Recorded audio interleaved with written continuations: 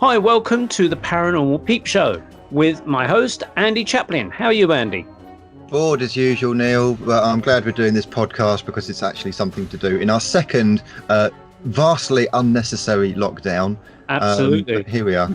Yeah, absolutely. A Lockdown 2, the sequel. The sequels are never as good fun because the first one works so well, we just got to have more. Yeah. But I mean, well, in one sense, having a lockdown in the winter is kind of, maybe there's pros and cons to it all, but I know the shops are getting pretty fed up with it by now. I mean, pretty much most of the country are getting fed up with it by now. But anyway, we're not here to talk about lockdowns. We're trying to take our mind off that and try and think of something alternative, which is what this show's about. We're talking about alternative stuff on the show. So we're going to talk about the passing of the famed magician escapologist James Randi, who was also an opponent of psychics and mediums and thought they were all frauds. And it was his life mission, or it seemed to be his life mission, to prove us wrong. So to help us on that, we have Ben Emlyn-Jones joining us from Oxford.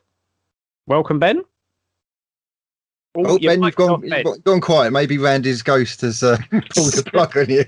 It's going to be such a good introduction. Made him disappear. And he's back. It's a magic trick. And he's taken a photo of him. The ghost of Randy. Hello, okay. Testing. Yes, you are back in. Back. Loud and clear. Right.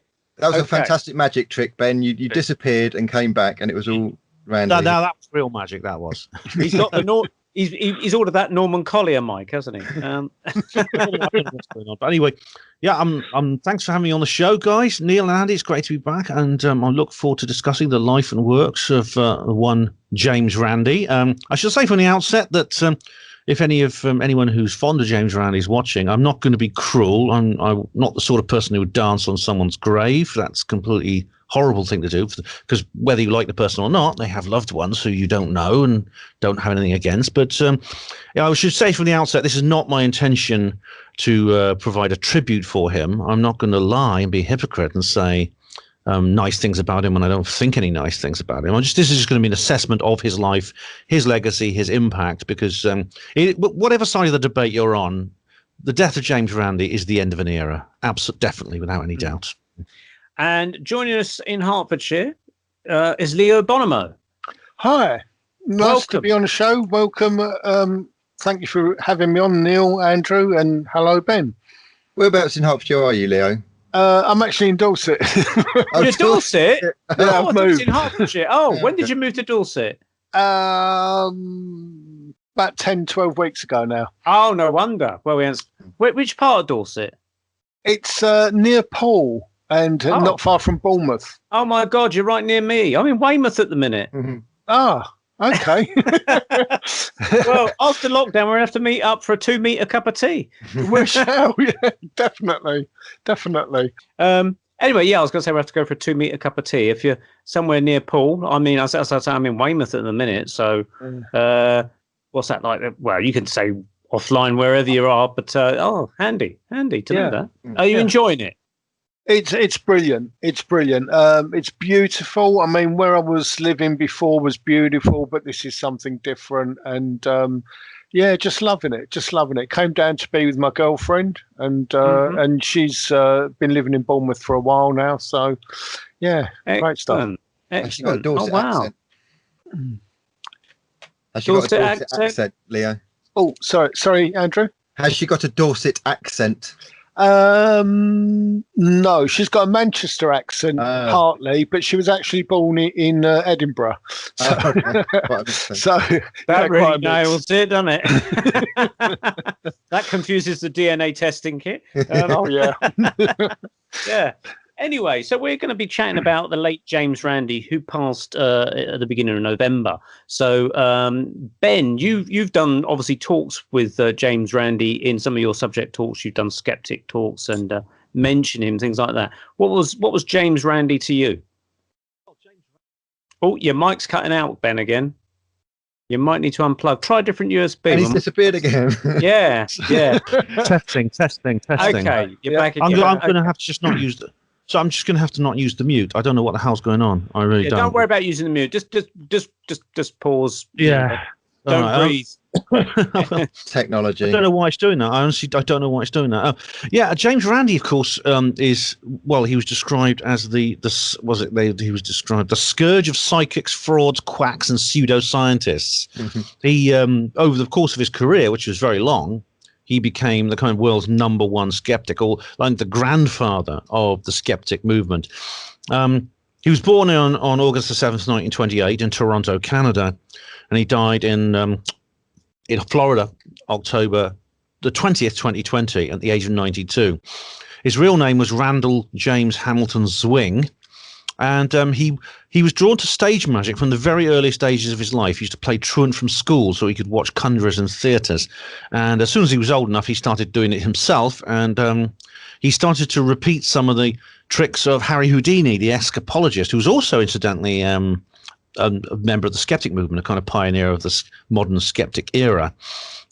He always denied that he had supernatural powers, even though some magicians at the time did claim they were really magic. He said, no, it's just illusionism. And today, that's been quite influential, because today, if you go to see a magic show, or even see a stage magician, sometimes you can hire them to come to private events. And like, I went to someone's birthday party a couple of years ago, and there was a magician there. He was very good. It is just simply tricks. It's ways of tricking people into thinking they're seeing something they're not, pulling rabbits out of hats, sawing women in half, that kind of thing. It is just simply an illusion. It makes it looks like something impossible, but it's not. He was kind of the pioneer of the people who said, "Oh no, it's not magic. It is literally just that. It's just we're fooling you. We're fooling you to entertain you." Over the course of his career, he became very angry, actually, with the people who did pretend to be really psychic, or so he claims. I mean, the classic feud he got into began in 1970 when Uri Geller came over from Israel to the United States, and this feud lasted 50 years until Randi's death. And indeed, you should have seen there's no love lost between the two of them. I mean, Geller actually tweeted something quite horrible quite sort of like gloating when Randi passed away a couple of weeks ago. But he eventually became like a professional skeptic. In 1964, he came up with this idea that he would give a prize of $1,000 of his own savings to anyone who could scientifically prove any kind of paranormal phenomenon, and in a properly controlled test under conditions they previously agreed to. This $1,000 prize increased over the years as donors put more funds into the pot, which eventually became the famous $1 Million Challenge. And he set up an organization called the James Randi Educational Foundation to deal with it. Now, this is supposedly the last word in psychical research. This is absolutely the bottom line. Now, I'll let other people speak, obviously, but I'll explain over the course of this evening how it's not as watertight as we've been led to believe.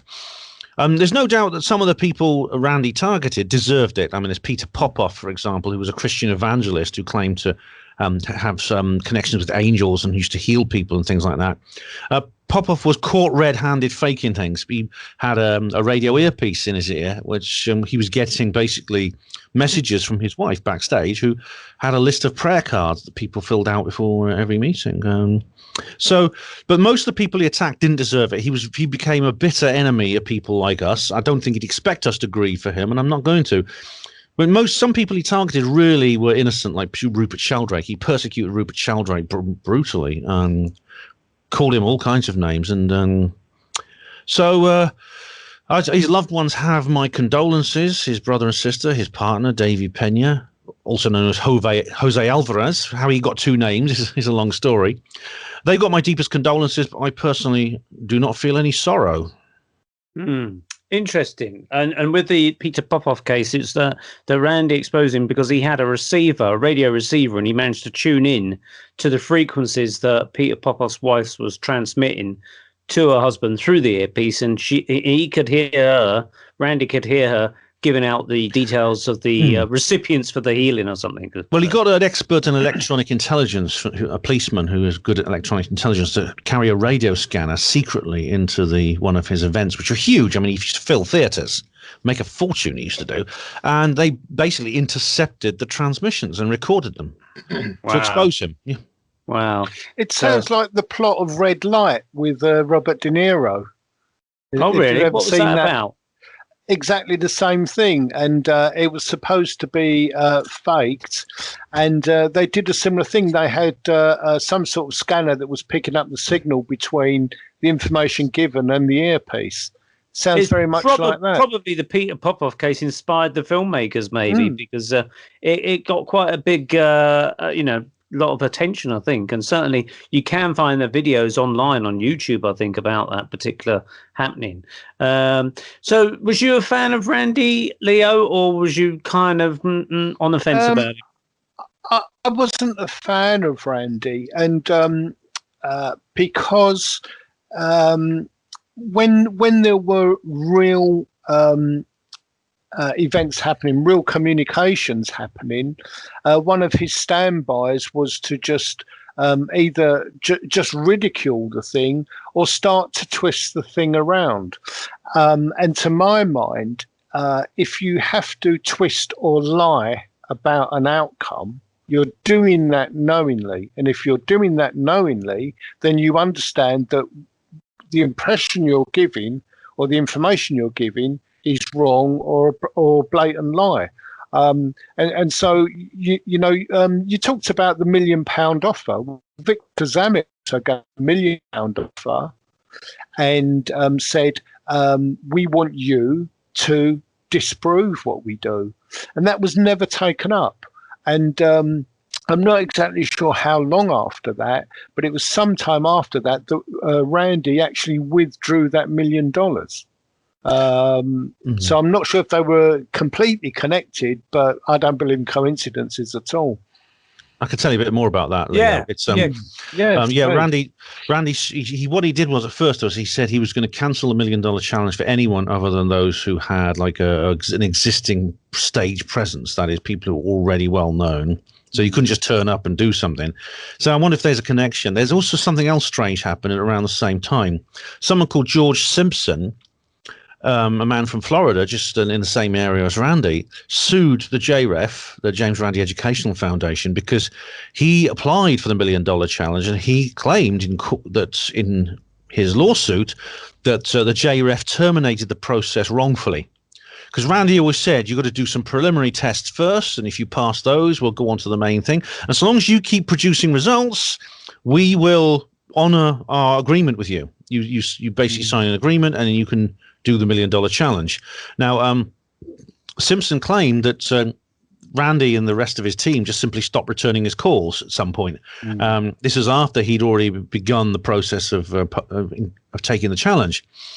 Now, I've got, if you want to see the court papers, I've got the PDFs of them here. It's very, very interesting indeed. Oh, that would be interesting. I'll send them over to you. But the weird thing about it firstly, several things about this. Firstly, the skeptic movement just hardly spoke about this, even though it went public. And the CFI forum mentioned it a couple of times. They were just very sympathetic towards Randi, of course. All they could do was just say, oh, Randi must be right.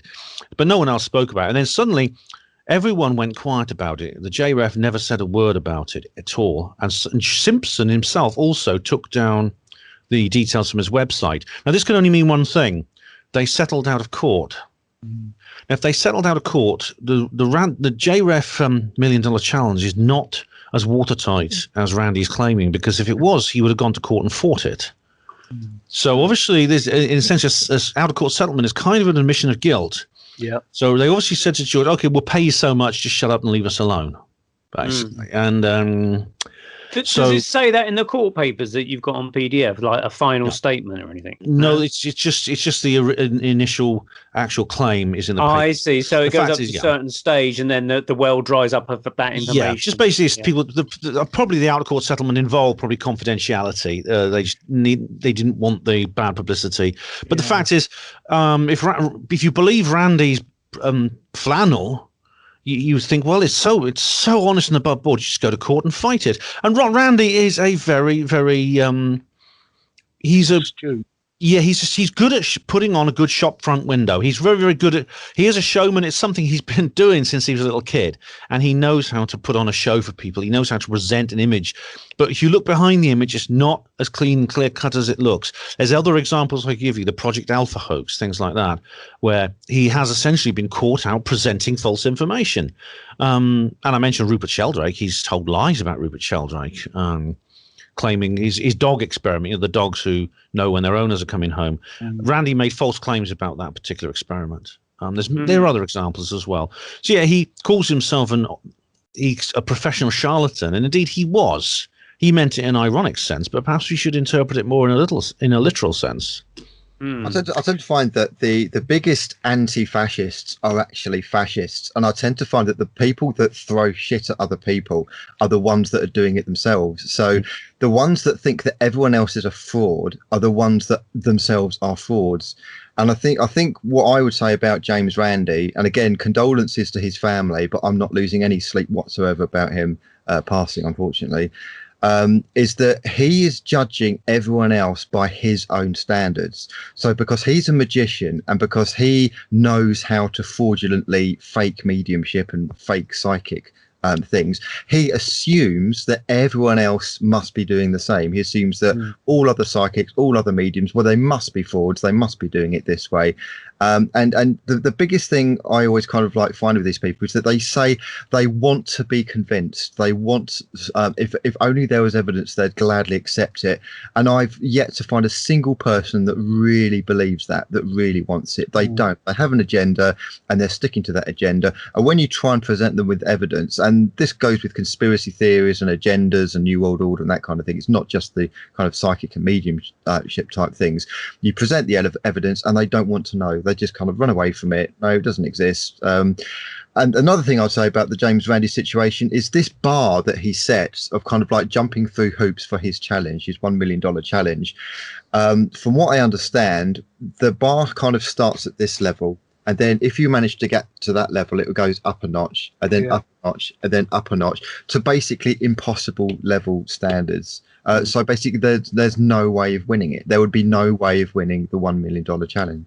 Yeah. Well, this could be because. Oh, sorry. Go on, Ben. I was going to say this. Sorry, you carry on, Leo. So I have.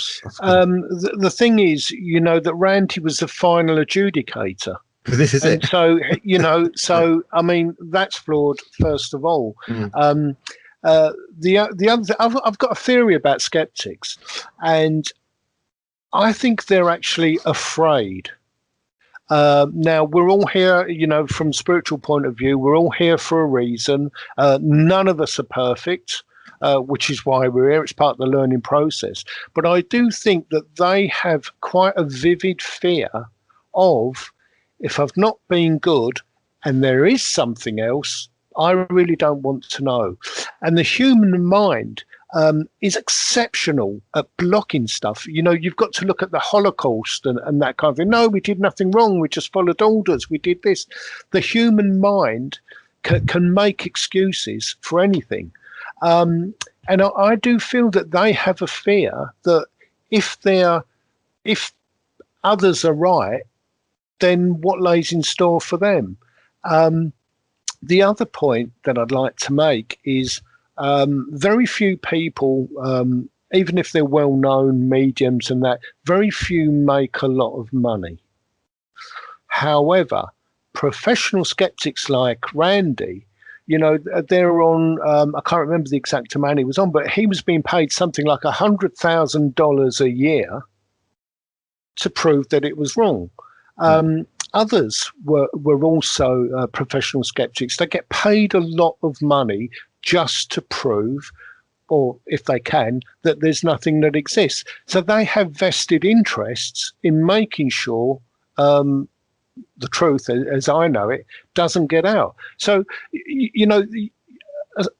a hardcore skeptic cannot stand up and say, absolutely, this doesn't exist because, and I'm being honest to you. If you're getting paid a lot of money to hold a particular view and to keep your post in a university, and to keep the funding coming in, you've got a vested interest. Now, suppose we'd all have vested interests. I've been blessed to know the truth since I was 2. So, yes, I have a vested interest. And, of course, I'm a working medium, so you could say that applies too.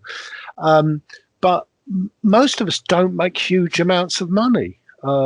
What skeptics forget is that by the time we have trained, gone on all the courses, it costs us a lot of money to get there.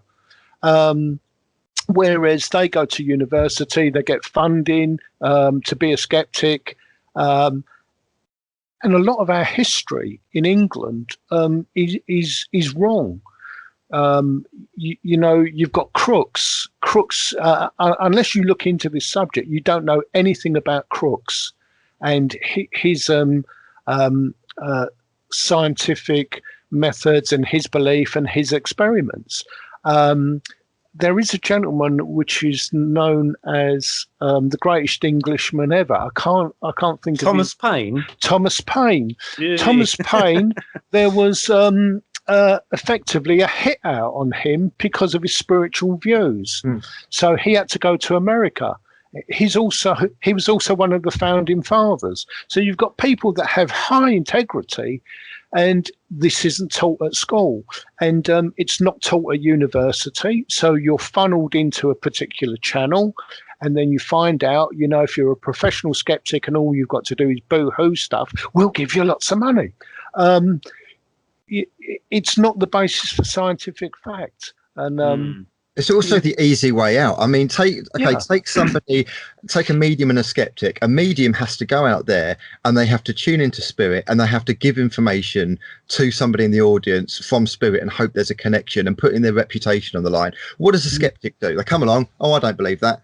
Give me money. I don't believe that. Give me money. I mean, it's just insane. It's absolutely insane how they could be paid that amount of money, $100,000 for. I mean, who pays this? Who's actually kind of giving them this money? Part of it is funded through foundations that want to hide this, but it's funneled into universities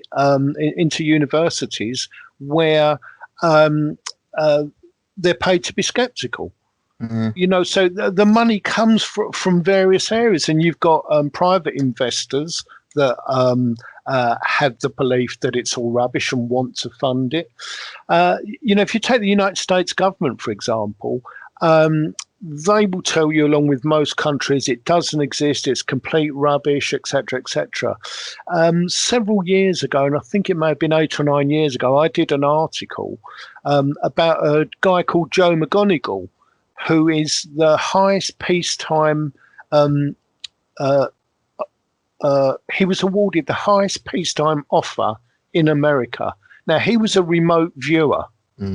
And they said in the presentation speech that he had done excellent work for his country and stopped various attacks, military attacks, and gained a lot of intelligence. Now, you've got the government saying none of this exists, but they were spending at that time around $60 million a year. So,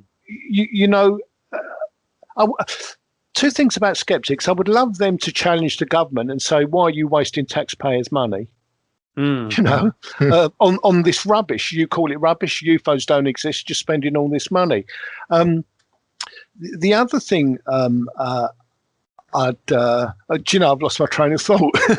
I do apologise. I'll come back to it in a second. Yeah. Well, Ben, I was going to say, Ben, you had a story about a guy that who offered James Randi $100,000 to come to the UK for 6 weeks and spend time in haunted locations. Ross Hemsworth. Yeah, Ross Hemsworth. You might know him because he used to do a program called Ghost Detectives, where he had a medium called Mia, and he and Professor Chris French, who's kind of the renter skeptic. A nice chap, actually. I quite like French. I know him. I go to his events sometimes.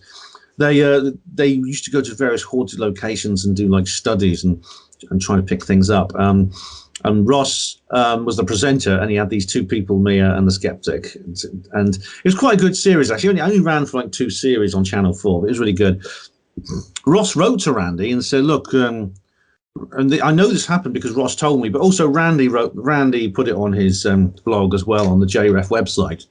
And he said, look, if you really think I've got a challenge for you, I'll pay you £100,000. I don't have £1 million like you, but I'll pay you £100,000 if you spend 6 weeks with me going around to various haunted houses. If you can honestly explain the phenomena that I have come across in non-paranormal terms, I'll pay you £100,000. And if you don't, I'll pay that to a charity of your choice, presumably the JREF. And Randy declined. Randy declined. He declined. Did he give a reason? Well, I debated this with a skeptic friend of mine who later turned against me. But I said to him, it was Tristan Swale, actually. You may have heard of him. I said, look, Tristan, what's going on here? Tristan said, you can't expect someone like Randy to take 6 weeks out of his schedule to crawl around dusty old mansions and castles with an idiot with a TV program. And I says, yes, but it's 6 weeks in which he could earn £100,000, which he would be able to do easily, would he not? Mm. And Tristan was like, Tristan didn't have an answer for me. I think that's when he turned against me. But that's right. He said so publicly. He's made public pronouncements against me. So I'm not breaking any confidence here. Mm. And so it's one of the other examples of Randy being two-faced, having this shop window version of himself and a lot going on behind in the back room, which he doesn't show us. There's many other examples as well. Now, Leo mentioned money. Skepticism is big business. The skeptic movement, what they call themselves scientific skeptics, is an industry. Now, they're always accusing people like us of being out to make money. They always pounce on every book we put up for publication, every conference we host, every event where you buy a 50p ticket at the door. They'll claim all we're after is money. It's a big scam. But I've actually been to a skeptic conference. It's TAM London, the amazing meeting, which took place in 2010. And I went along. I bought a ticket and I went along. And it was at the London Hilton Metropole. And I have to say, it's far bigger. It's far more upmarket than anything that How much was the ticket, Ben? It was £220. Yeah. When me and Leo do mediumship nights, it's a tenner. Oh yeah, it's a tenner for you, Leo, but we charge a tenner. What do you charge when you do like a? Yeah.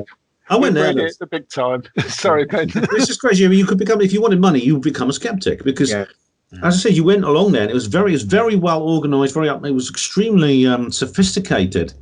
And Randy was there, actually. I met him briefly. I just said hello to him and shook his hand. It was a huge. There must have been 400 people there in this huge conference centre at this posh hotel in London. And it was almost. And there were stalls with people selling books. I picked up a couple of books as well. I met Susan Blackmore. I met Michael Sherman. I met a couple of the rock stars and people like that, and David Allen Green, who runs the London Skeptics in a Pub group, the original one, which they split into different factions now.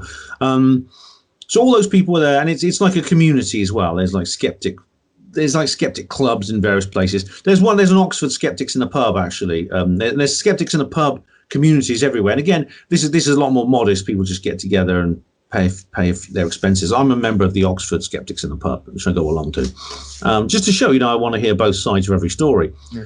But the idea that somehow the skeptic movement is kind of a lily white charity and everything woo-woo is just about making money. It may be true in some cases, and certainly with Peter Popoff, yes, that's exactly what it was. But it's totally unfair. It's a total misrepresentation of us. And wouldn't it be great if they held themselves to the same standards that they hold people like me and Leo to?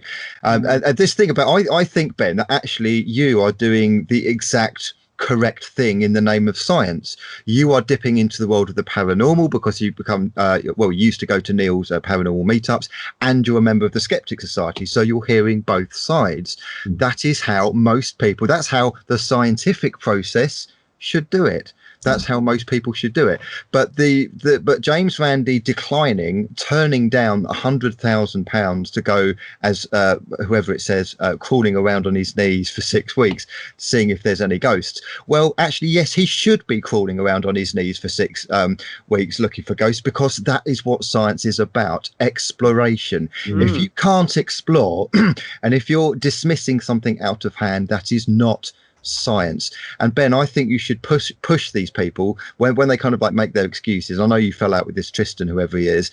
push it, because, you know, to me, just saying, oh, no, we don't want to talk about it is not good enough. That's not science. Give us a rational reason why James Randi declined £100,000 to actually scientifically go and find out if ghosts exist. Yeah, this is not the first time actually that's happened. I think the easy way out of that for Randy, you know, because there are places that are absolutely horrific. That's where we should be sending people like Randy. Yeah.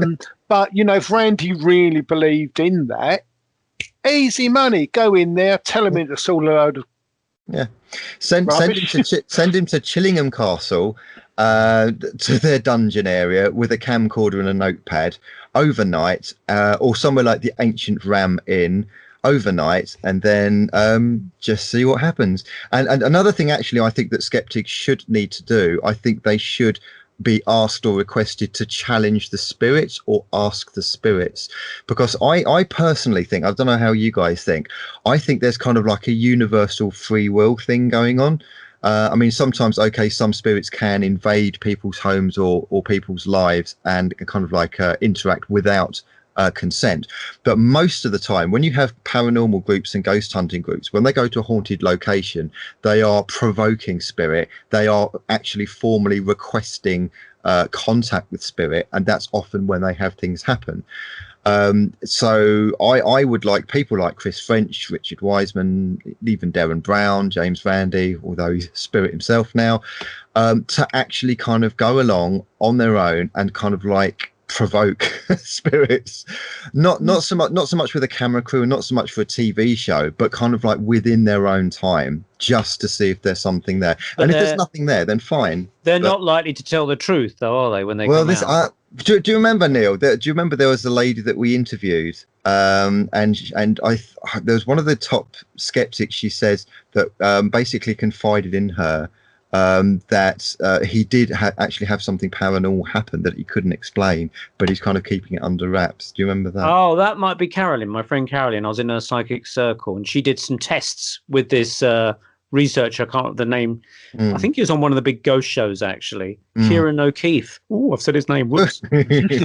Sorry about that. So anyway, allegedly he did some tests on her, and he couldn't explain why she was getting such high returns and high hits on the whatever she was doing experiment wise, which I thought was very, very interesting. I'll tell you what I find fascinating, Neil. Do you ever watch the modern kind of Most Haunted series? Well, I watch Netflix, so if it's on there, I might have come across something now. So this is, I think this is kind of like post Derek Acora years, right? Either because he passed on or because he was actually sacked, wasn't he, for the whole Creed Kafer thing? He really didn't do the psychic scene any favors with that. Well, I am going to get Dick Loves Fanny shirt. Was it Fanny Loves Dick? One of those shirts. I shouted it out, didn't he? I actually quite like the skeptic stroke parapsychologist on the more recent Most Haunteds. I've forgotten his name. He's an English chap, kind of blonde hair, kind of biggish chap. But it's really fascinating because he comes from a skeptical angle, and he comes from a kind of like a rationalist, reductionist angle, which is fine and I think is good. But he gets absolutely flummoxed by some of the things that happen. So things like coins that keep appearing, the knocks that keep happening, they keep even under his feet. He's even saying kind of like there's knocks, I can hear them, they're under the feet, and they're intelligible, and they're kind of responding to kind of questions that we're asking. And watching him try and debunk it and can't debunk it is absolutely fascinating. And I would love the top skeptics to actually make that kind of effort to go into searching whether there's something out there. I want to kind of like bring in something else that's really interesting. I'm a member of Spooky Isles, which is a group kind of like, well, in Britain, and they kind of like, they have different guests, they have different speakers, they do ghost walks, everything paranormal and woo-woo. And I will plug them because I've been on their show, and they're quite good people actually, Spooky Isles. But there's one particular guy, a real hard-nosed kind of skeptic Scottish guy. I think his name's John, but he's a lovely guy, and I've met him at one of the kind of like the talks that Spooky Isles did, and he said that he stayed at the Ancient Ram Inn, which has got a history of witchcraft, devil worship. It's one of the most haunted places, one of the oldest places in the UK in terms of like inns and pubs. And do you know what he said about his night over at the Ancient Ram Inn? He says it's one of the best sleeps he ever had. Now, this actually raises a really interesting question, because I've heard other stories, for instance, of doctors and nurses doing charity sleepovers in the Ancient Ram Inn to raise a bit of money, stay in a haunted Ram Inn kind of thing. And from what I heard, they couldn't survive the night. There's so much weird stuff was happening, poltergeist activity, presences, like demonic laughs and that kind of thing, that they started off as a laugh, ha ha, isn't it funny? And they couldn't stand it and they left. And yet John comes in. I think his name is maybe Fraser Mackenzie, something like that. I'll have to find his name anyway. But he basically said that it was one of the best night's sleep he had. But he is a skeptic. He loves the paranormal. He loves anything to do with ghosts and ghost stories. But he says he's yet to experience anything and yet to come across anything genuinely paranormal. I would put to you guys, I don't know how you feel about this. Does human perception create reality? Do paranormalists or people who believe in spirits and ghosts going into a haunted situation create haunted situations around them, including physical things, poltergeist activity, shadows, lights, orbs, anomalies? And do skeptics actually also create their own reality by going to haunted locations and, if you like, kind of blocking it out or putting a shutter down on it? I would say no. I know about the idea of creating your own reality according to your beliefs, thoughts, and wishes and stuff like that. That's kind of a bit of a new age concept, which was pioneered by the Seth material. However, back in the 1980s, there was a series presented by James Randi on ITV, and it was like a 6-part kind of James Randi investigates the paranormal or something like that. And one of the guests on there wrote about his experiences. It was the Welsh medium Stephen O'Brien, who I've actually seen a number of years ago doing demonstrations, and I thought he was very good. I actually saw him on a TV series After Dark, I think, in the 1980s as well, which James Randi was on. And basically, he appeared on the show as one of the mediums to be tested, and he described in his book how they had to do readings on these mystery guests that were behind big boards that would be lifted up at the end, and they'd see who they were, whether a celebrity or whatever like that. So they actually did these readings, these mediums on there, and they were getting really good hits. So Stephen O'Brien said in his book. And James Randi apparently said that he didn't like this because they were getting some really good hits. And so James Randi said, stop recording, and they edited that sequence out, apparently. So the fact that they were starting to get some paranormal return, as such, of their investment of time, James Randi wasn't creating a reality where he was getting something. Because obviously you got the people of the paranormalists and the skeptics in the room at the same time. So they've got to experience something of the same phenomenon, I would imagine. And there's also been converts. There's people that so I don't believe in ghosts and ghoulies and things that go bump in the night, and yet they've still seen things and experienced stuff. And some people have actually come over to this side of, like, I think Malcolm Robinson, the Scottish guy who's on Facebook, and he's the head of the SPI, the Scottish Paranormal Investigations, I think it is, or the Society of Paranormal Investigations, but I know he comes from Scotland.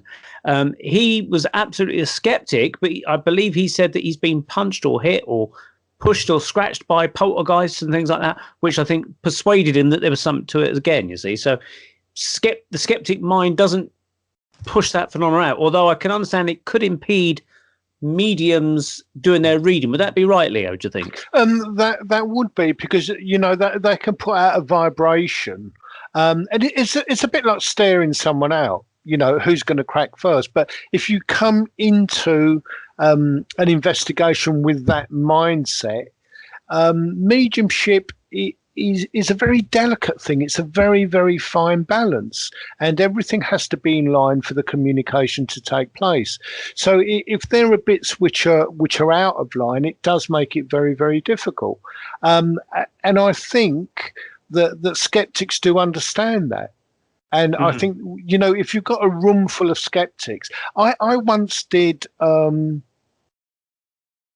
was invited to do Croydon Church, and Croydon Church at that time was very, very hard to get into. And I was invited along to do a demonstration, which I did. They wanted me back, and I thought, well, that's great, and they invited me. I went along one night, and it was wall-to-wall skeptics. So I don't know what happened, but I knew I was getting stuff. People were refusing it, weren't accepting it at all. So in the end, I just thought, well, I'm just going to do what I do, and when the time's up, I'm going to get off. So that for me was a very strange experience, but I learned so much that evening,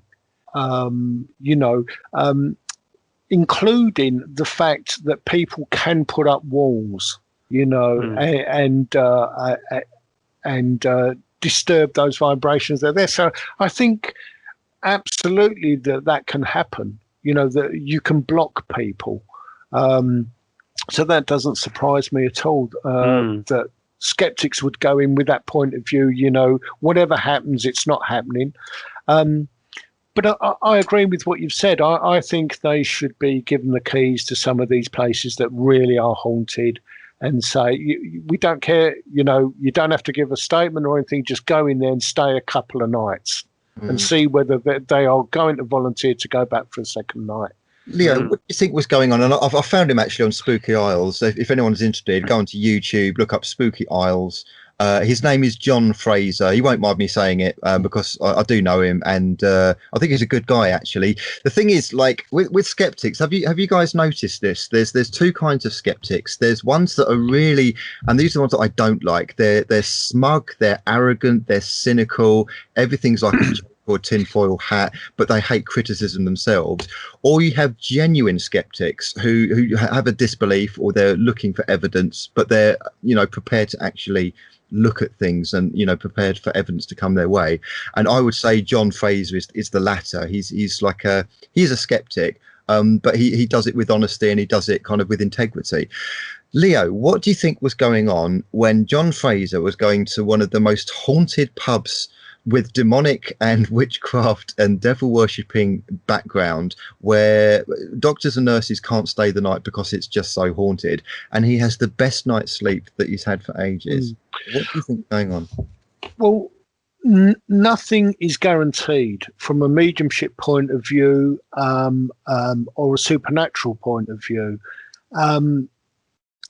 So the only answer that I can really give is there just literally wasn't anything happening that night. I don't feel that he could affect anything there physically, mentally, so to prevent anything happening. So I think it just happened to be one of those nights. It would be great, I think, for him to go back over perhaps a week or something like that, because it is very, very active, that place, very active. I've not been there. No, I haven't been there, but I've heard. So I think, it's sod's laws happening. I'm sure things don't happen there every night of the week. I'm sure that there are times when there are quiet periods, and he was lucky or unlucky enough to go there when it was a quiet period. Also, I was going to say also that if you take a typical spiritualist church or a seance, they sing their hymns and play music in seances to build up the energy. That's presumably for the phenomena or the messages to come through on that energy wave, if you like, for want of a better word. And so if you get your friend that goes along there and sleeps the night, he's not going to be singing and doing and building up energy, because he obviously doesn't know about it, I presume. So therefore there is not going to be the manifestations present to use his energy. Whereas when you get a load of people going in there and they're all excited and in anticipation of stuff, that's where the phenomenon might be more likely to occur, because they're using that emotional energy that all those nurses and doctors and other visitors are perhaps emitting, which then the phenomenon can grab hold of.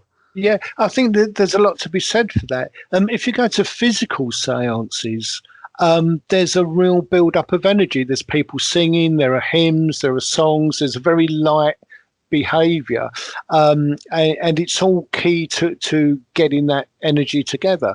Now, if you're looking at physical seances, it's a very, very specialized thing. The atmosphere can change quite dramatically. You're never guaranteed that anything's going to happen, first of all, even though it's constructed, spirit make the arrangements, etc. And when you go, it can be an hour, 2 hours, 3 hours sometimes. But there are occasions when you're in there for 20 minutes, half hour, and the energy just drops. There's nothing you can do. So it isn't a guaranteed thing. And I think one of the skeptics' views is that it's guaranteed. Turn it on, like a tap. We'll watch it all flow, and then we'll tell you what we think. And it's not like that. It's not like that at all. This is why skeptics and scientists will never agree, because the whole principle of scientists is to make something reproducible. And you can't reproduce supernatural phenomena, because that's the whole point of it being supernatural. It either happens or it doesn't happen. Yeah, I think to a good extent that is right. However, if you're a working medium, then you're working full time. So there is a predictability about what can happen. However, that can be interrupted by real negative vibes, complete disbelief. If you do, I'm sure you found this, Andrew, if you're doing a demonstration in a church and someone comes in late, inevitably they're going to get a message. And that's because spirit, it might have started raining outside and they think, where's shelter? That'll do. And they'll go in. Spirit have got them there. Yeah. One of the other things is that people think or don't realize that when you're going for a reading, or you just think, I'll just ring up today and see if they're free, these things are arranged in spirit months ahead. It's not coincidence that it's been raining and you're getting out of the rain into a church. These things are not haphazard. So they are planned, and there are various rituals, as you know, when you're opening up, and you need a particular kind of atmosphere, and you need to prepare. I think what the skeptics do is disrupt that preparation. And it's a very fragile thing. When I was first doing demonstrations and learning how to control mediumship, I was amazed it worked at all. Because when you think of the things that can go wrong, if you've got a whole length of links in a chain and anyone can stop it or break at any moment, to me it was magic it worked at all. And you only need a little disruption. And I think this is where skeptics step in.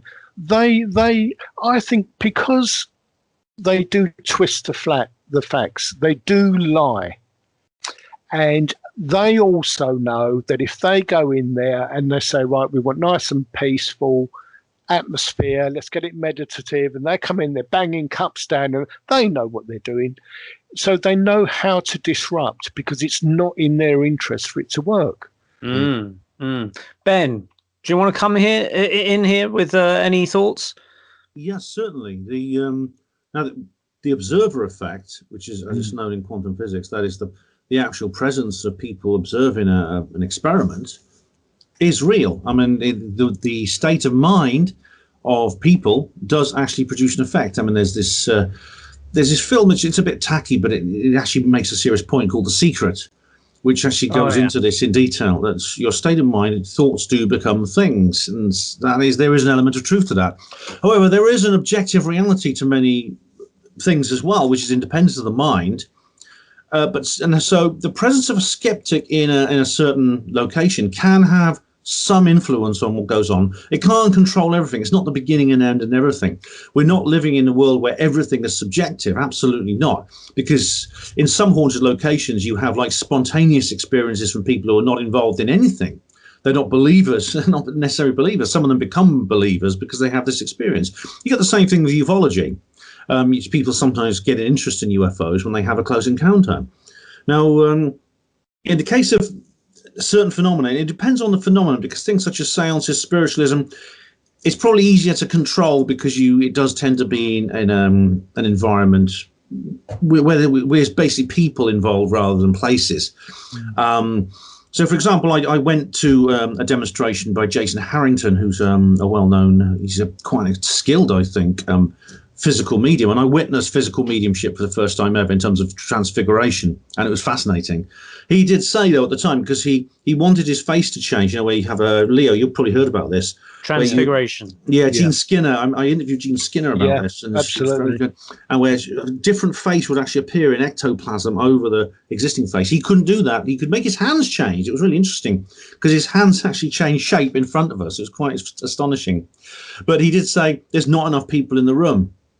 He said you need more. And so obviously his demonstration was dependent on other conscious minds observing him.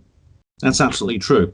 There are other phenomena involved in. Now, there's some completely non-paranormal and non-supernatural reasons why skeptics will sometimes maintain their worldview even in the face of evidence. And this is simply denial. It's simply the human ability for willful ignorance. And I've seen them do it. I've seen them in ufology. You get this a lot. I've been in a debate with a guy called Mick West, he claims that the Tic Tac footage is a seagull.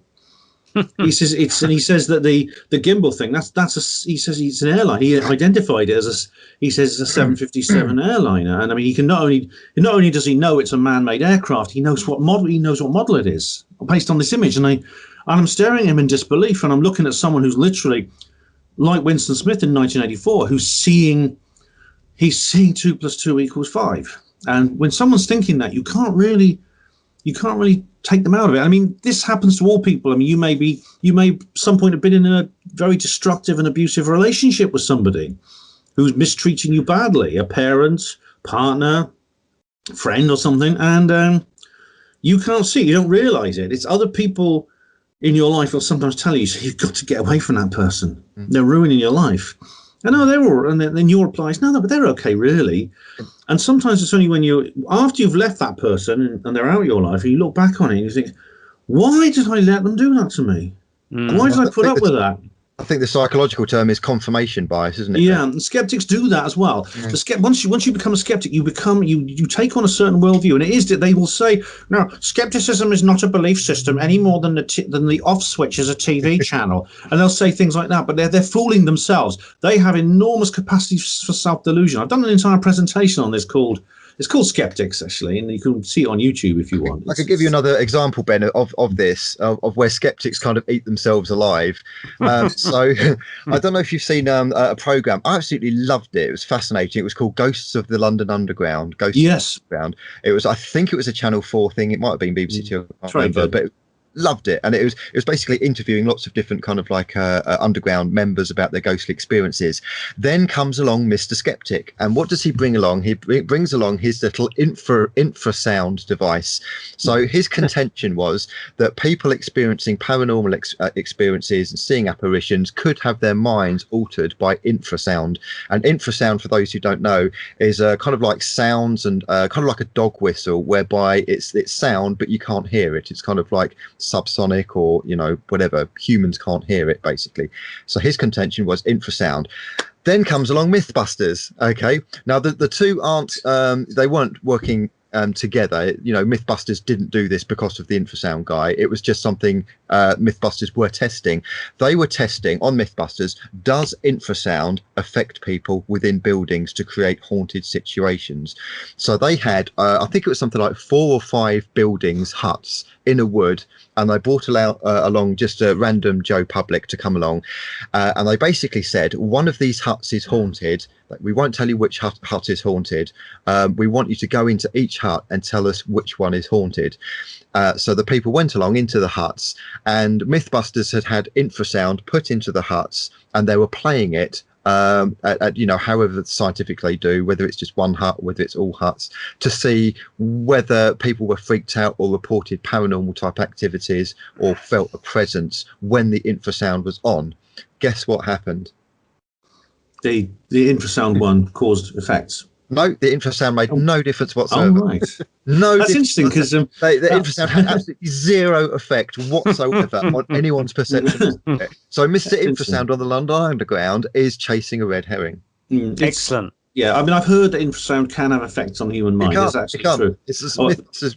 Right. But even if it did, I mean, it doesn't explain, for example, so I didn't know about that Mythbusters thing, in which case, maybe that's the case. But even if it did, what the skeptics will often bring up some half-baked solution and claim it solves the whole thing. But even though you say yes, but it doesn't cover that. So, for example, if infrasound did have effects on the human mind, which could generate hallucinations, you could say, well, what about at night when there are no trains running? Because the trains going through the tunnel apparently generates the infrasound. So at night time, the maintenance workers, they also have strange experience. So how do you explain that?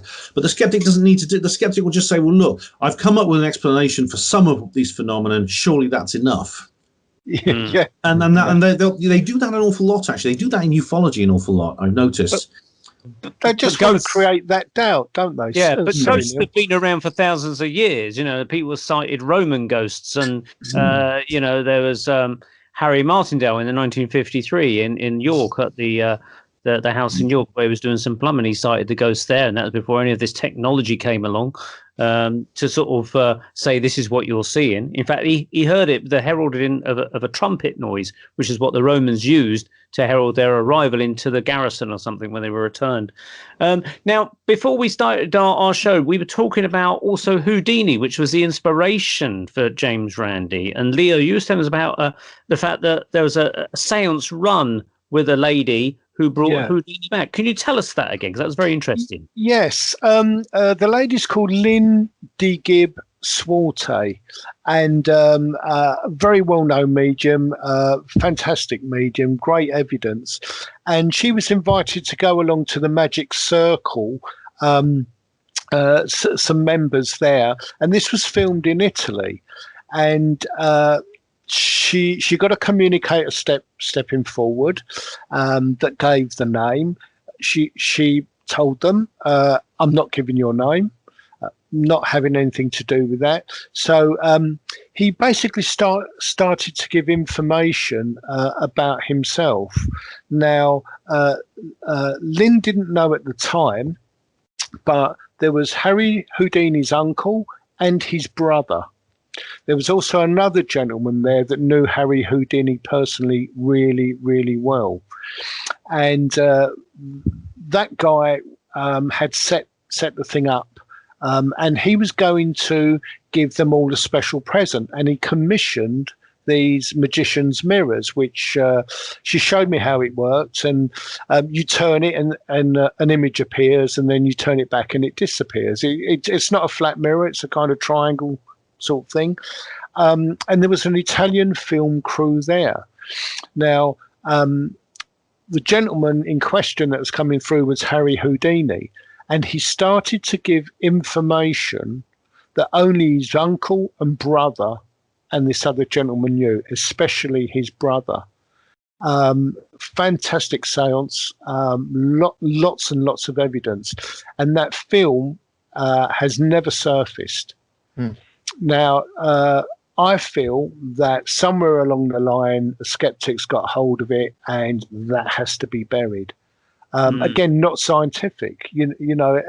As I said when we were talking before, if somebody has got to change the facts or skew the facts, lie about an outcome, then you know very well that's a conscious thing, and you're giving the opposite of what's happened. So you're telling lies.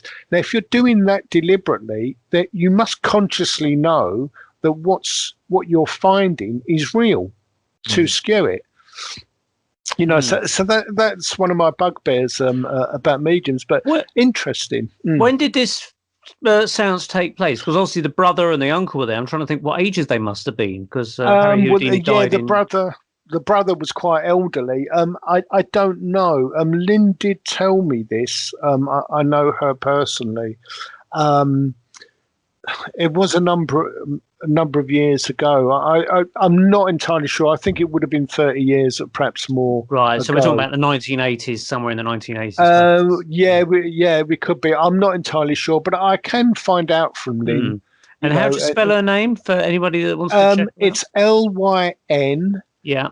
DE. Yeah. Lynn. Oh no, which way around is it? It's Lynn. Lyn Gibb GIBB DDE Swarte SWARTE.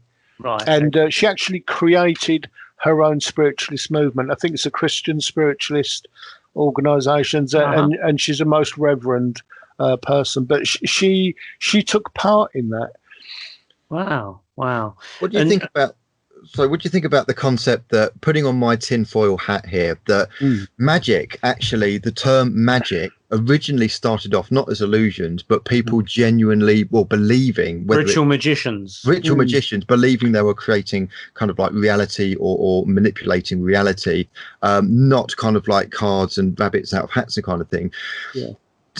Would we, I don't know how you guys feel, but I kind of feel that in the kind of like the dark suit Illuminati upper cabal levels, I think they believe in magic, and they believe absolutely that all of this kind of like psychic mediumship spirituality is real, but because they want to control mankind, they've got to convince people that it's not real. And do you think that the skeptics are being funded and the money is being pushed towards the skeptics to kind of like poo-poo it and keep a lid on it, essentially? Do you think that's what's going on? I would. Sorry.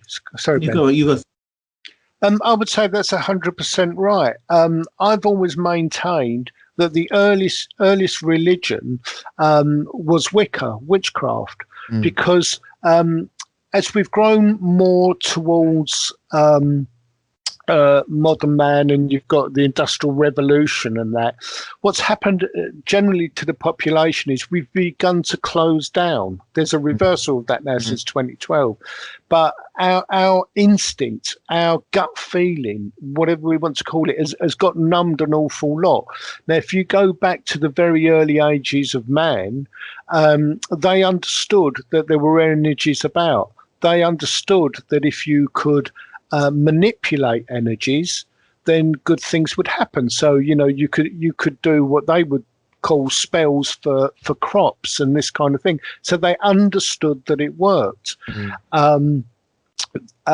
So I think it's very powerful, and it's something that we have instinctively. It was there to protect us. From things we couldn't see in the dark, animals, there may be a trap, we're going to get eaten. There was a gut feeling that was protecting us. And so that has always linked us. I saw many years ago a gentleman, Aleister Crowley, was being interviewed, the King of Witches. And I think he died, I'm not sure, in 1935, 1940, something like that. And this was an old black and white film. It was an interview with him, and I think it was about half hour long or an hour long, something like that. And the interview was slightly skeptic, and he said to Aleister Crowley, and this was live, being filmed at that time, and he said to him, "Can you give me some proof of your power?" And they were walking down the road, and there was a guy that was in front of them as they were walking. And what Aleister Crowley did was start to mimic the guy's walk. And he followed him for a couple of minutes, and Aleister Crowley dropped to his knee, and the guy went flat on his face. And the interviewer just didn't know what to do. So there are energies there that can be manipulated. And I think you're right. Again, it goes back to the government and that kind of conspiracy, because, if they don't believe in it, why are they spending now probably 100 million a year on this? They do say the next war is going to be fought with remote viewing. And if we're looking at that, China's got a quarter of the world's population. They are very into this. The Russians, sorry, Ben. No, it's okay. I think what you said is very interesting. Now, it's absolutely true. Aleister Crowley, interestingly, he also went along with this idea that he wanted to produce a difference between real supernatural power and stage illusionism. So he invented a new word to describe what he did: magic, with a K at the end. It's ended in CK rather than just C, which is how it's normally spelt. But yeah, this is ever since prehistoric times. We have had a spiritual awareness, and there's been shamans, and there's been, you mentioned Wicca. Wicca are basically where you get the word witch. It just means wise woman. It's an old English word. But yeah, in prehistoric times, in pre-Illuminati times, we had this awareness of personal spiritual reality. One of the hallmarks of the rise of the Illuminati, and in fact Illuminati-controlled society, is, I mean, Andrew, you touched on this as well. Essentially, we have this bifurcation, which has kind of scuppered the whole connection that we have to spirit. On the one hand, we have atheo-skeptico-materialism, which in our country is the prevailing view, which is everything is mechanism, everything is physical. There is nothing other than that, which is the typical atheo-skeptic view. The Richard Dawkins, French, Randi, etc.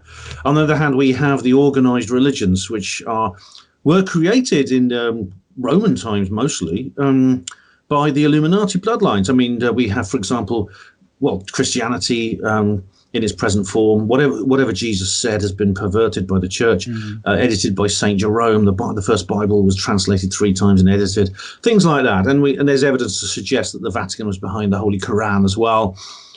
Judaism has been warped and changed over the years. We know from Ethiopian Judaism that which is much older than like normal Orthodox or Reformed Judaism, that it's changed enormously and probably been engineered to be different. So yeah, we have these two bifurcations. Both of those have one thing in common. They separate our connection from spirit. David Icke has made this point very well indeed. He calls them opposames. Yeah. So on the one hand, we have there is nothing. On the other hand, there is something, but we got this institution and a guy who reads a book and preaches to you, who's the gateway to this God. Let's put this God up on a cloud, So yeah, that's definitely the case. But of course, therefore you would expect some kind of suppression, in the same way that UFOs are suppressed for various reasons. You can imagine that things such as the afterlife is suppressed. This could be why when the witchcraft trial took place in 1944, the defendant Helen Duncan, who was a physical medium, actually a manifestation medium, a very elite, probably the most powerful medium who ever existed we know of, she was not allowed to perform in court, even though if she had performed in court, it would have exonerated her by every standard of the law. And several people have said this is because they were so desperate to put her in jail before D-Day in case she gave away the secrets of D-Day through the spirits. But it could also have been because it would create something of a rather strange common law precedent, wouldn't it? It would. You see, basically there would be no modern skeptic movement if that had happened, because we could just say the Crown versus Duncan. Every time a skeptic came up, we say Crown versus Duncan, because everyone would want their grandmother, their dead great grandmother, come through in court and defend them. It's like. So this is why they think they fixed it so that Helen Duncan couldn't perform in court. And there's many other examples of this. And of course, just like with the UFO technology that, Andrew Johnson, who used to go to Hollywood and Paranormal, he talks about this an awful lot. Just because in the same way, psychic powers in the afterlife is also suppressed. For psychological reasons, cultural reasons, they don't want us to know because it's about Illuminati control. And also because they have weaponized it, just like they've weaponized directed energy technology to destroy the World Trade Center, some of which they got from UFOs, I believe. That is from the aliens. And Lee, I think you're probably referring, I think, possibly to the work of John Ronson and The Men Who Stare at Goats. That fascinating book. It was made into a comedy film, but it's actually a very serious subject. And indeed, Ronson made a documentary series based on that book called The Crazy Rulers of the World, which I do recommend. The thing about it is he doesn't go deep enough. He just scratches the surface. But basically, these powers have been weaponized. And it's not just happened now. And McGonagall and these other people, Ed Dames and these other people that Ronson talks about, that's just the start of it. I mean, this goes back a long way. I mean, in World War II, Helen Duncan had an opposite number in Germany called Sylvia Ortiz. And then the Nazis were quite open about using psychics and mediums for intelligence gathering. And indeed, all through the Cold War, both sides used these things. Uri Geller, the guy who hated Randy so much. And interestingly, just as an aside, Randy's final wish was that he be cremated and his ashes be thrown in Uri Geller's face. I'm waiting to see if that actually happens. I would love that. But Geller, the whole thing with Randy and Geller is just a bit of a sideshow, because Geller's stage magic, well, it's obvious that he only has about 6 tricks. I mean, he's a pretty mediocre magician, but that's just a front. He was recruited in 1973 to the Stanford Research Institute Psychic Warfare program, along with someone called Ingo Swann, who wrote a fascinating book, Penetration, absolutely brilliant book, where he, Geller, and several other people were basically doing remote viewing for the CIA. And Geller also worked for Mossad as well, because he is Israeli. And he worked for Mossad as well during the 6-Day War, spying on the Egyptians and things like that. I mean, it's something that apparently is nonsense according to the skeptics, but it's been used continuously, and as you said, Lee, a lot of money's been spent on these programs. They must be delivering results, and they have. It goes back a long way. I mean, Joan of Arc, Jeanne Roumet. She's a 14-year-old girl from this little village called Arc. It's Jeanne Roumet, her name was. The king put her in charge of the French army because she's getting divine inspiration, and it's true. I mean, they whopped the English at the Siege of Orleans. So she's the first remote viewer. She was a remote viewer, psychic warrior. I mean, she was giving divine instructions to the army, so the generals just put her in charge. Sadly, the English caught her and burnt her at the stake. But it's an example of what we're talking about here. And it goes. Julius Caesar and Alexander the Great used to consult soothsayers before going into battle. They all did. They all had those advisors. I'd be very surprised. Am I right in saying Winston Churchill actually had kind of astrologers as well? Yeah, he was in the Druid order, and I'll tell you something about Sir Winston Churchill. Now, I had never told anyone except the group that I was teaching. I work in a very particular way. In a sense, I'm quite open. So if there's a teacher from Spirit that comes through that specializes in color healing, I would allow them to come in. And if someone wanted to talk on a specific thing, then they would come in. I went into trance one night, and usually if you're in trance, certainly deep trance, you don't know what's going on. But for some reason, I was quite aware, so I was beside myself, but I was hearing the voice, and I recognized the voice. Now, if you hear my shows or when I speak, there's always a connection with spirit. People say, well, Elvis Presley's just told me this. Can't happen, cannot happen. There has to be a connection. Anyway, my very good friend who was there, he was a policeman for decades. He came to see me afterwards, and he said, do you know who that was? And I said, I've got an idea, but I don't want to say. He said that was Winston Churchill, which I knew. Now, I've only found out recently because I'm doing a book on Leslie Flint, and this may interest you, hopefully. It's a book of transcriptions, but it's got recordings with it. And I took a sample recording to a highly reputable forensic audio testing company in the States, and they said that the voice that come through, it was Winston Churchill's wartime speech, so obviously Winston Churchill, but the comparison they didn't know anything about, and they said that there is a confidence of over 99% that it's the same voice. Now, they thought that there might have been 5 or 6 years difference between the two. There was 47 years difference, and the recording was made through Flint 22 years after Churchill died. So how that came about was my cousin was helping me illustrate the book, and she said to me, have you heard of a gentleman called Malcolm Green? I said, no. She said, he's a medium. He's written a book, and in it, Malcolm Green was a lifelong friend of Winston Churchill for over 30 years. And Winston Churchill had lots of mediumistic experiences. One of those was when he was captured in the Boer War. He was asking Spirit, "What do I do?" And he wanted to escape. They gave him the go-ahead. They led him for miles to this house, and he knocked on the door, introduced himself, and was met by the reply of, "Thank God you've come here, because there's not a friendly house within 27 miles." So Malcolm Green was a very, very good friend of our family. So immediately I understood when Churchill came through before, it's because there's a direct link with my family. So Winston Churchill had lots of experiences himself with spirit.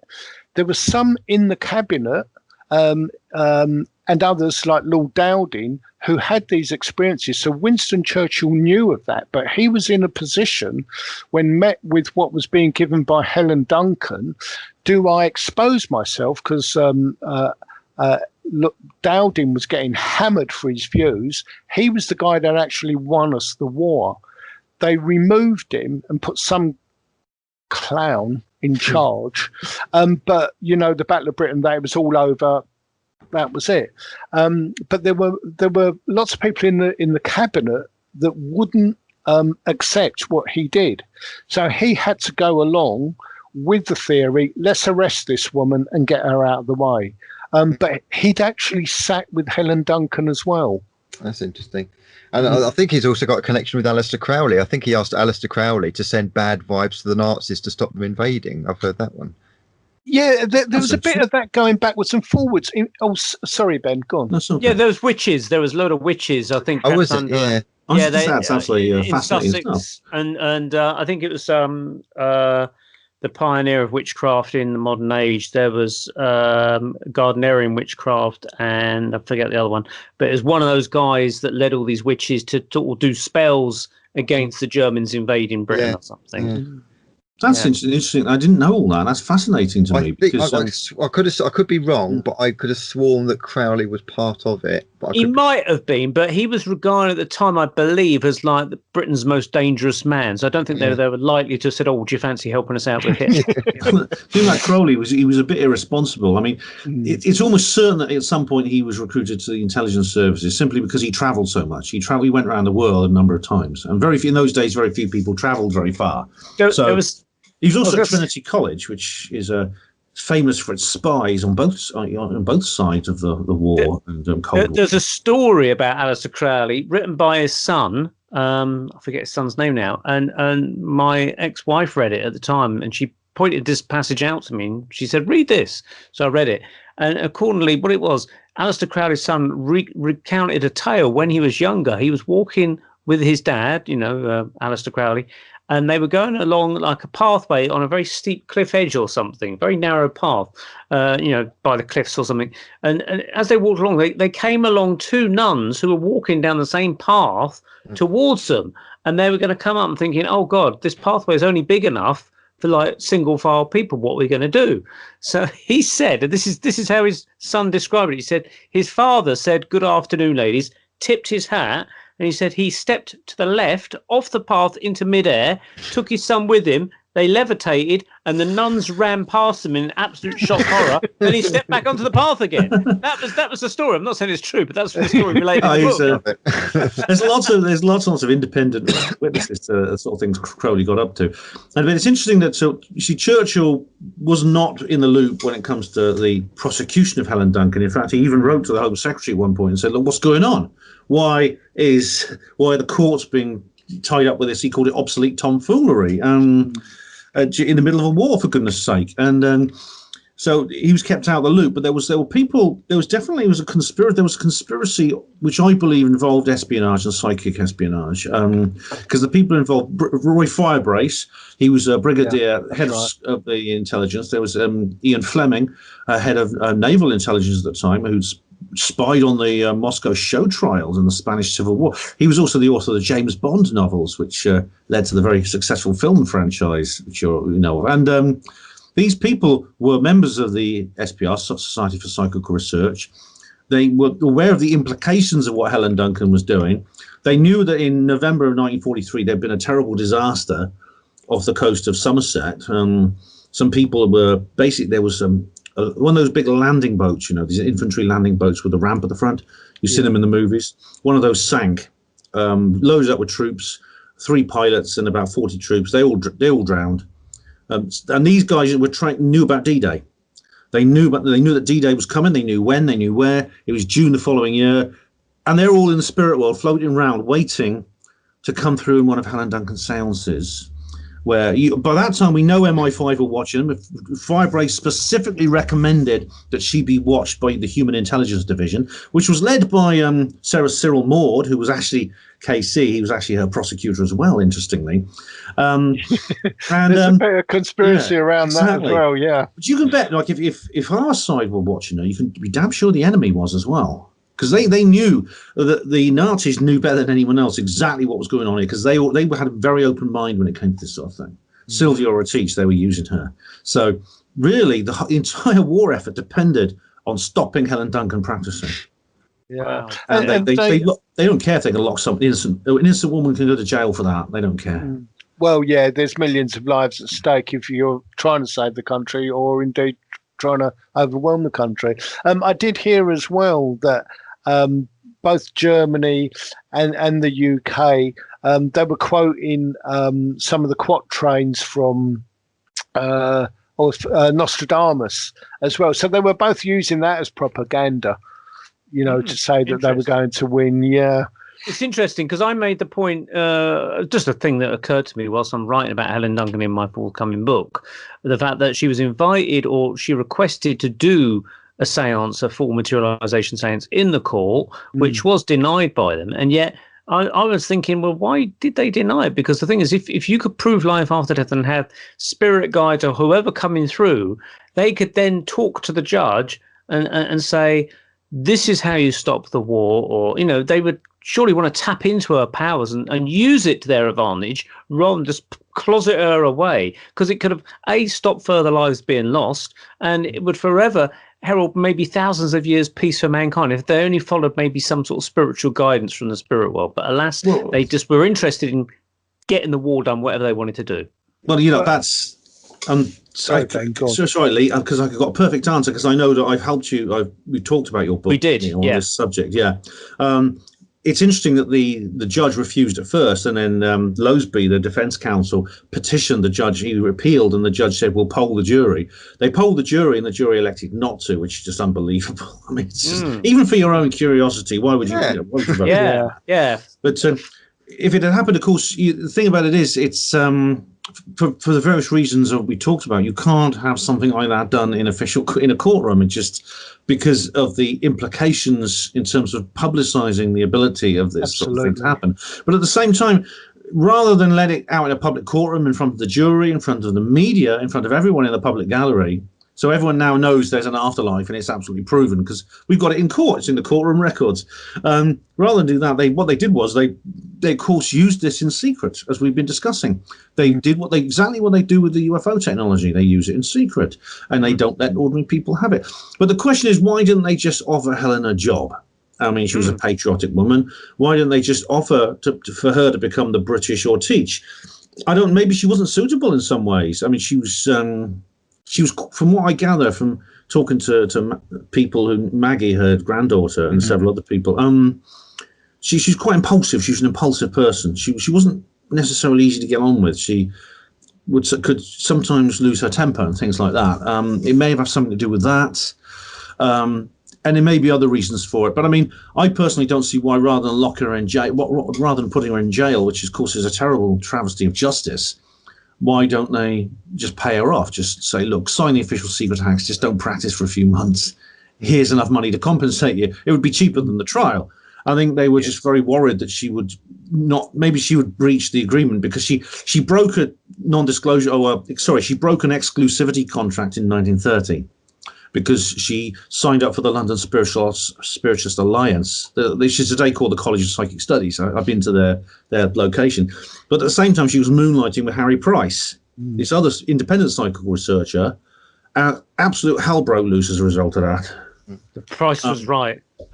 He was wrong. He lied, actually, Price. But Leo, you got a connection with Helen Duncan's granddaughter as well, haven't you? Yeah, Maggie Hahn. Yeah, I know her really well. She came to stay with me a few years ago for a few weeks, and she's got a lot to say about her grandmother, and there's lots of little inside bits as well that come to light. I think she wants to get a book together, and there was talk of a film, and Judi Dench was going to play Helen Duncan, and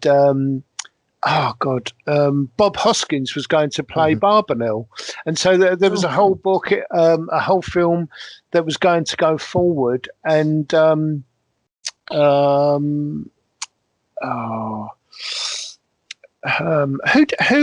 runs that huge animation film company? Disney? No, there's the other one with that Spielberg. Spielberg was going to direct it. Yeah, and it fell apart at the very last moment, which is a shame. And of course, Bob Hoskins has passed himself now. Yeah, but there's a lot of fascinating stuff, that's going on. And I think one of the fundamental things, Ben, that you changed on was that if it had come, it would have changed life completely.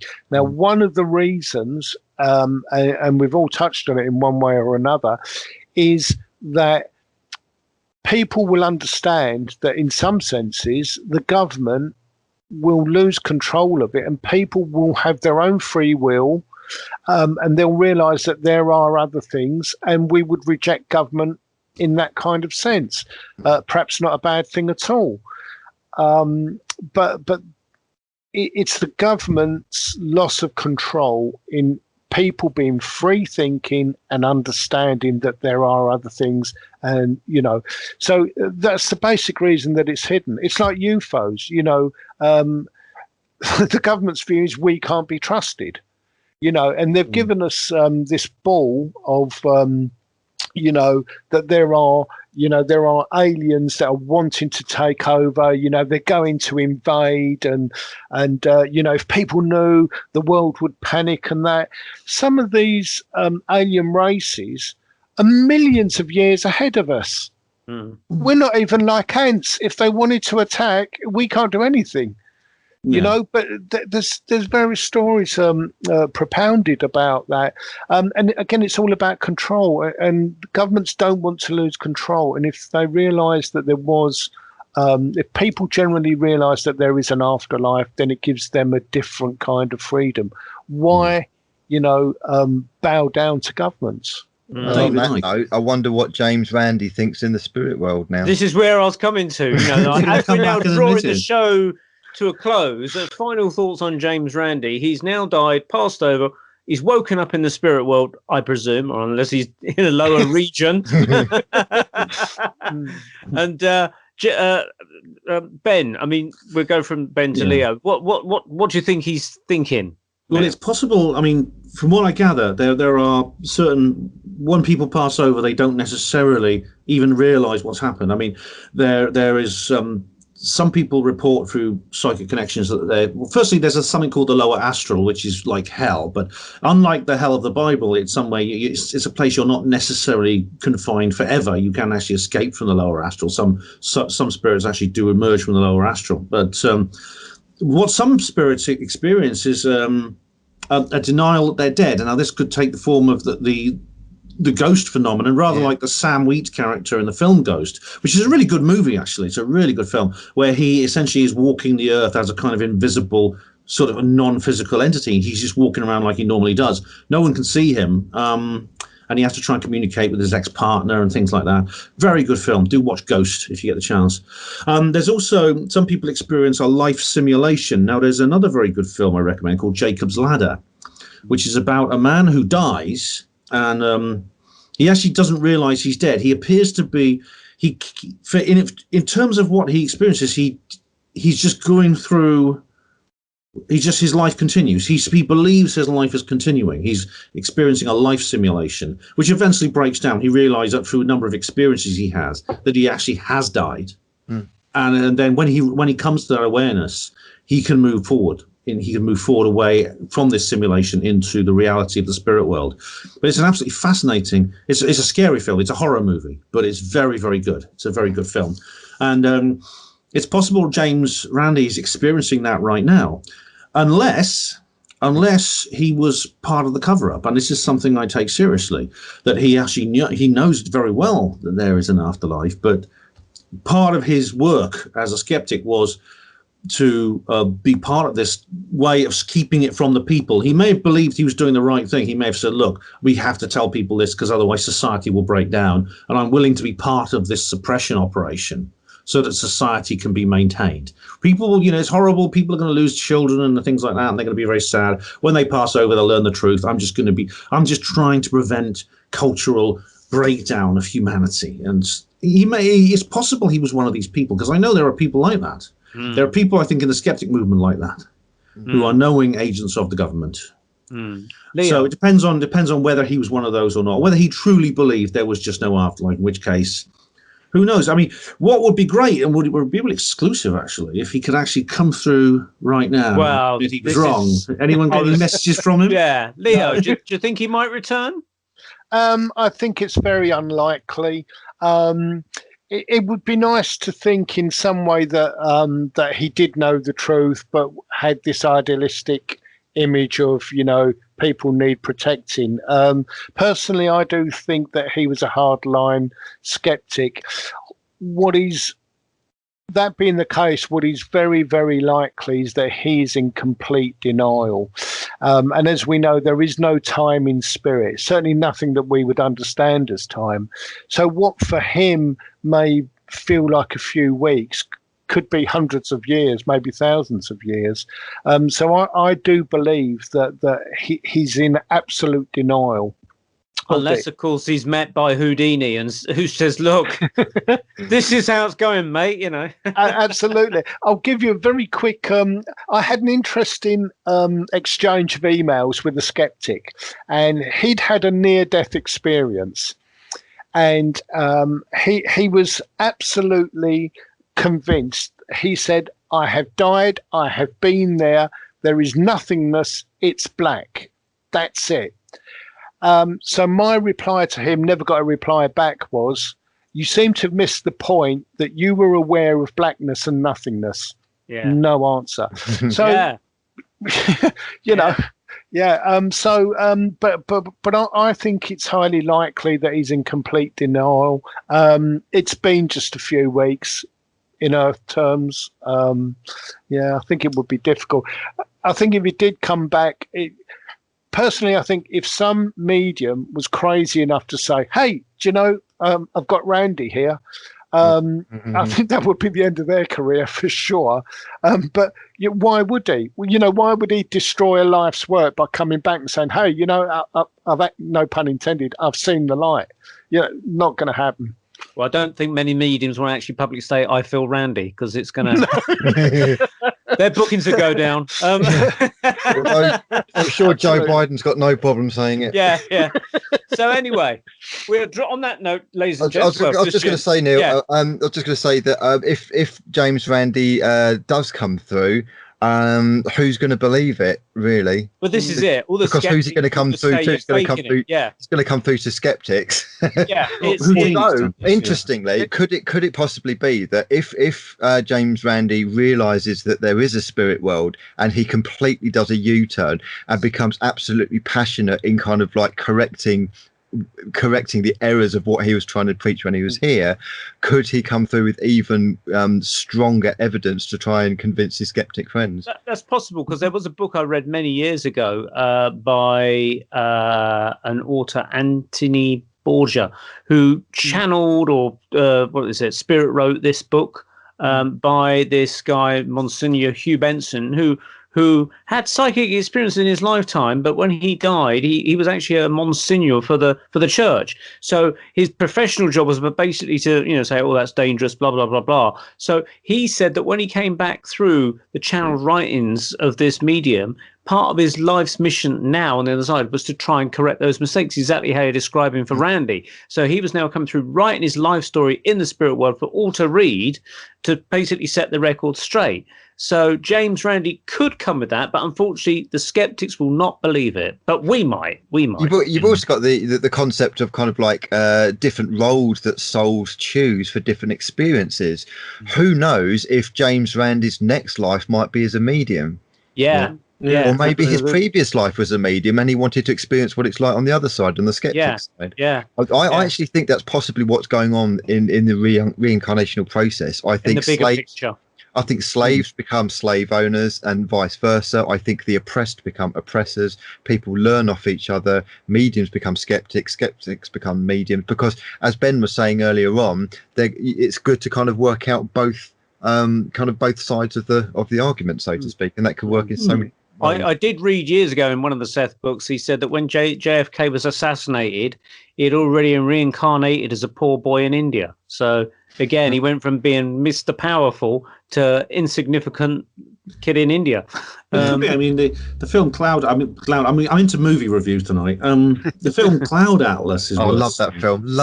Yeah, it's about a group of souls who will, over a period of 500 years, from the past into the present and into the future, continuously reincarnate into each other's lives, playing different roles. Sometimes they're good guys, sometimes they're bad guys. It's fascinating, but they all maintain a little bit of memory of their past life. They'll recognize people they haven't met. And you hear all these stories about people who they look at someone and they think, I know you from somewhere. No, we've never met, but they're from past lives. Well, I have to say thank you very much indeed, Ben and Leo, for taking part in our show tonight, talking about James Randi and all the other things associated with the things he investigated. Ben, if people want to know more about you, your reviews and your web pages and your channel, please give us the information. It's HPANWO, HPANWO. That stands for Hospital Porters Against the New World Order. If you search for that, you will find everything connected to me. I've got numerous web pages, a YouTube channel, my own radio show, and things like that. So, and also my books, Roswell Rising, a novel of disclosure, and several other, and the sequels as well. This book here is it's worth seeing. If you're into this sort of thing, it's worth reading that, and its two sequels. It's just a story, it's a novel, but it talks about the kind of things we talk about, and it asks the question, well, what if we found out about it instead of these things being kept secret? Okay, great. Thank you. And Leo, do you have a website you want to promote, or any books?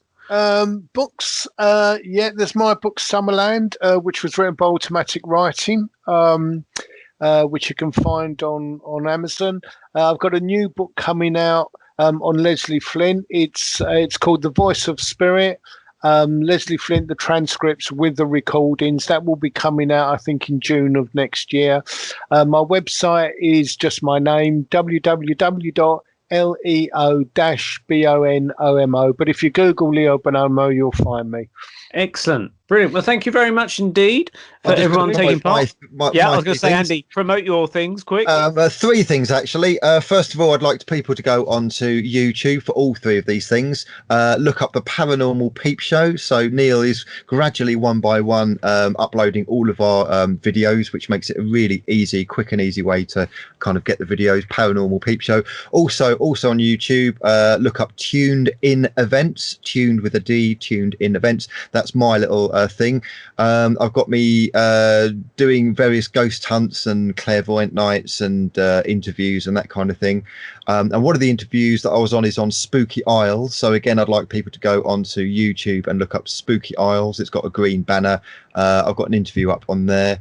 And a few really fascinating videos actually on poltergeists, Dracula, horror, all sorts of things. So yeah, those are excellent. And also, of course, we're the Paranormal Peep Show on the Paranormal UK radio network as well, and we are also putting this out on my own channel, Neil Pill, on YouTube, and also on Unite Planet. So thanks very much indeed, one and all, for taking part. Very fascinating chat about the late who are we talking about? He's gone Still already. been I found, forgot his hasn't name. The late James Randi. Yeah. Oh, blimey. It's only been gone a few weeks. I've forgotten who it was. Anyway, but thank you very much indeed, and join us next time. Take Good care. night.